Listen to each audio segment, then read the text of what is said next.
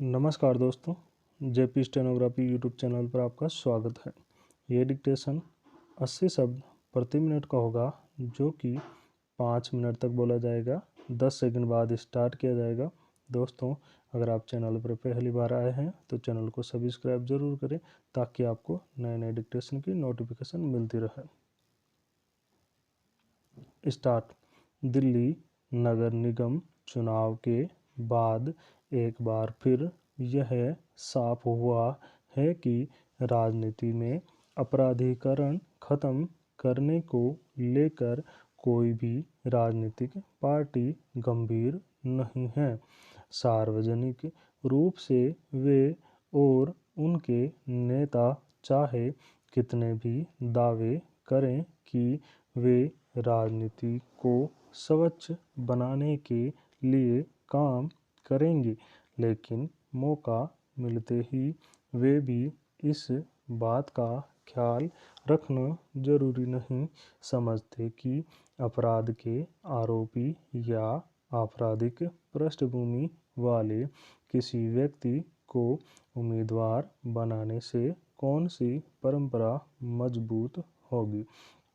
गौरतलब है कि दिल्ली नगर निगम चुनावों में जीते पार्षदों के संदर्भ में एसोसिएशन फॉर डेमोक्रेटिक रिफॉर्मर्स यानी एडीआर और दिल्ली इलेक्शन वॉच की ओर से जारी एक रिपोर्ट में यह बताया गया है कि 248 विजेताओं में से 42 यानी 17% निर्वाचित पार्षद ऐसे हैं जिन पर आपराधिक मामले दर्ज हैं।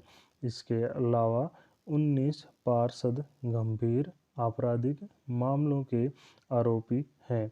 विडंबना है कि यह प्रवृत्ति कम होने के बजाय हर अगले चुनाव में और बढ़ती ही दिख रही है। सवाल है कि आए दिन राजनीतिक परिदृश्य को एक स्वच्छ और नई छवि देने से लेकर ईमानदारी का दावा करने वाली पार्टियों और उनके नेताओं के लिए चुनावों के आते ही यह सवाल महत्वहीन क्यों हो जाता है।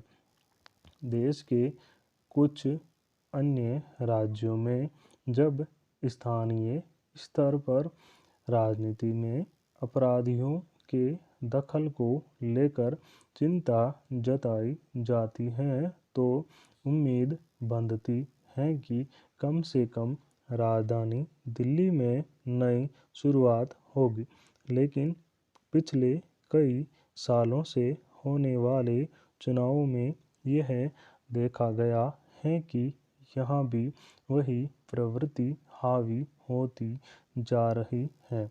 दिल्ली में फरवरी 2020 में हुए विधानसभा चुनाव के नतीजों के बाद भी एडीआर ने अपने विश्लेषण में चुने गए कम से कम आधे विधायकों पर गंभीर आपराधिक मामले दर्ज पाए थे। इसमें मुख्य रूप से आम आदमी पार्टी के विधायक थे।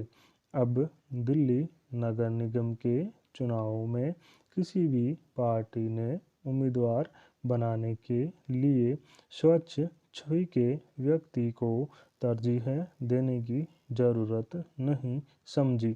नतीजतन जनकल्याण के नारे और वादे के साथ जो उम्मीदवार जीत कर पार्षद बने हैं, वे खुद गंभीर अपराधों के आरोपों से जूझ रहे हैं।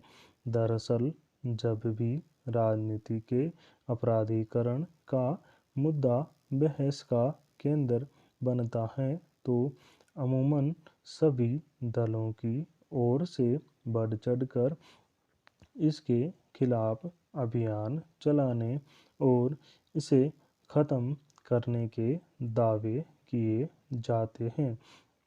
लेकिन जब चुनाव आता है तो वही राजनीतिक पार्टियां आपराधिक पृष्ठभूमि वाले लोगों या फिर अपराध के आरोपियों को उम्मीदवार बनाने में कोई हिचक नहीं महसूस करती है।